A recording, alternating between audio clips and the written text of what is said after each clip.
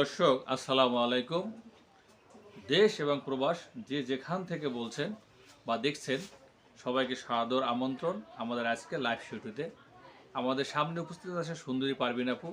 সে আসলেই নিজে অনেক সুন্দর, আর তার শাড়িতে তাকে আরও সুন্দর করছে। শাড়িতেই নারী, নারীতেই শাড়ি, এটা বাংলার ঐতিহ্য।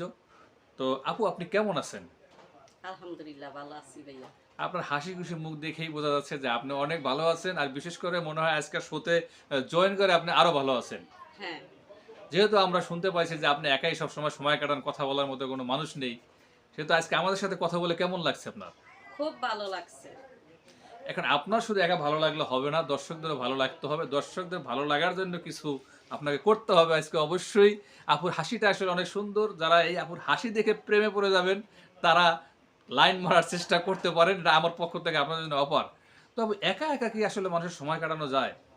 কি করবো ভাই বলেন, কাউকে পাই না। তাই আমি ঘরে একা থাকি, কতটি হাঁস মুরগি পালি, এদের সাথে খাবার টাবার দেই, মানে পিছনে পিছনে ঘুরি। আপনার যে সৌন্দর্য, আপনার পিছনে তো কারো ঘোরা উচিত। কারো তো পাই না ভাই। কেউ ঘুরে না? না, কেউ ঘুরে না। কেন, বয়স কি খুব বেশি হয়ে গেছে? বর্তমান বয়স কত?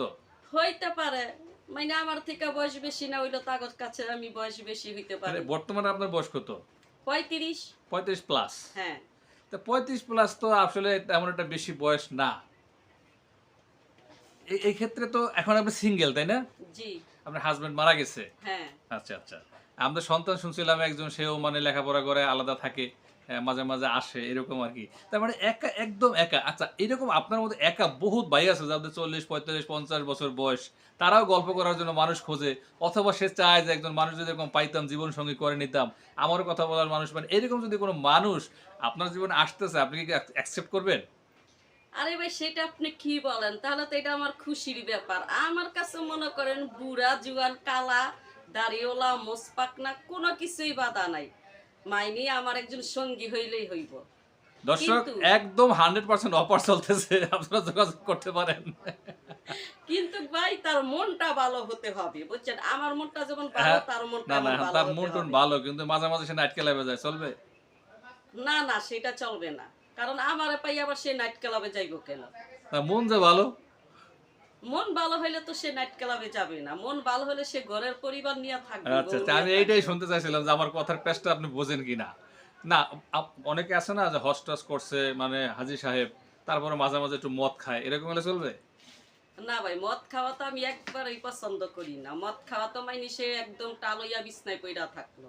তার মানে আপনার কাছে যে আসবে একদম ফ্রেশ লোক আসতে হবে। হ্যাঁ। আপনি যেরকম ফ্রেশ, তাকেও এরকম ফ্রেশ আসতে হবে। জি।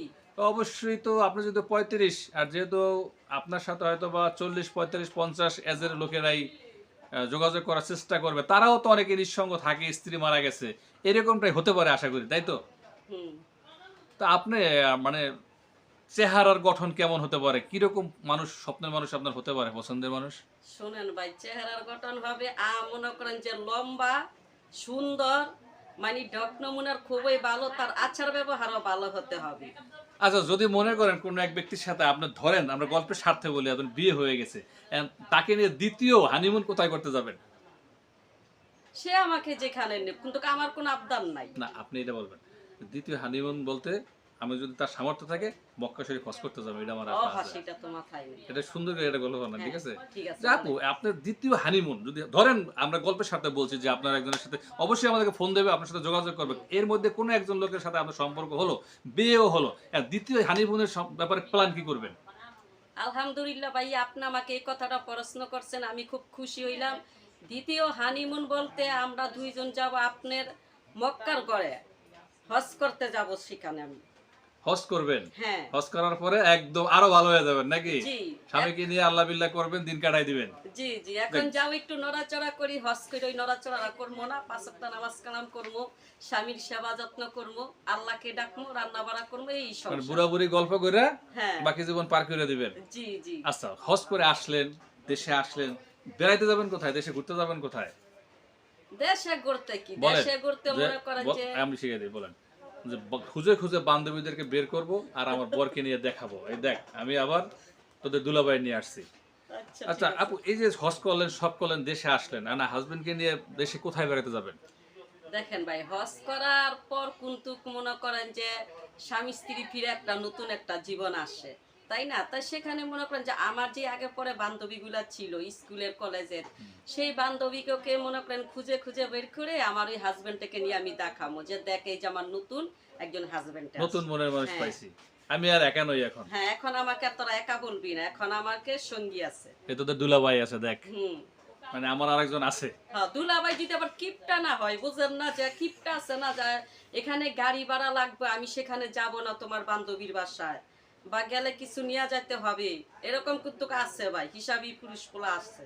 হিসাবে পুরুষ পোলাকে অপছন্দ খুব, হ্যাঁ, এটা আমার অপছন্দ, একদম মোটেও না।